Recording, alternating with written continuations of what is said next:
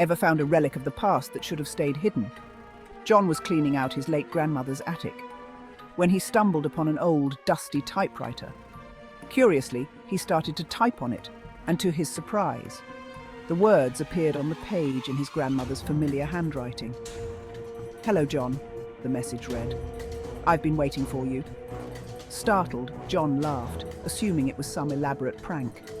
He typed back, "Is this you, Grandma?" "Yes," appeared on the page. "There's something I need you to know." John's heart raced as he continued. "What is it?" The typewriter clicked and clacked before it wrote, "You're not alone in the house." John froze. He turned around just in time to hear the floor creak behind him, pause, then fade to silence.